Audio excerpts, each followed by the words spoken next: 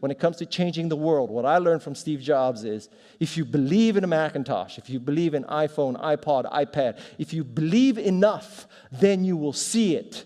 Because other people will believe in it. Other people will create software. Other people will create products. So you need to foster the belief in what you are dreaming so that it becomes a reality, which is very different than saying, I don't expect anybody to believe it until I see it. You need people to believe it before they can see it. Don't necessarily think that you have to have the home run and the huge Apple computer on your first start. I spent a long time in my life with skills just building little devices for fun. For fun is one of the key things, because that drives you to think and think and think and make it better and better and better than you ever would if you're doing it for a company. Build things at first for yourself that you would want. For somebody aspiring to, take things to the next level or to even surpass their wildest dreams, there's always going to have to be an element of luck, but I think more important is putting yourself in a business that can be ubiquitous, that really doesn't have limits. Because otherwise, there's always going to be a grind to it. But if the business, if it can't be something that you can visualize every business using or every consumer using, it's going to be tough to scale to be big enough or to have the perceived value. You want an idea about which you can say, I know it sounds like a bad idea, but here's specifically why it's actually a great one.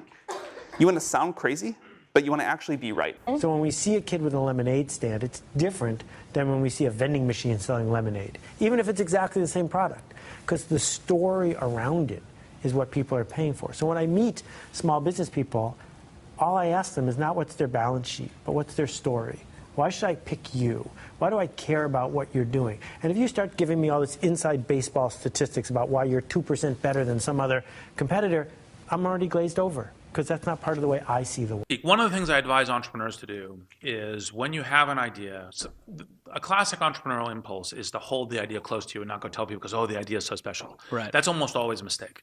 Go talk to Why is that a mistake? Yeah. It's a mistake because your actual real competitive advantage is not that you have this idea that you have locked away in your closet, which may or may not be accurate and you have no idea which it is. Your actual competitive advantage is if you're assembling the intelligence around, does this idea work? What is the right teams? What is the right learnings?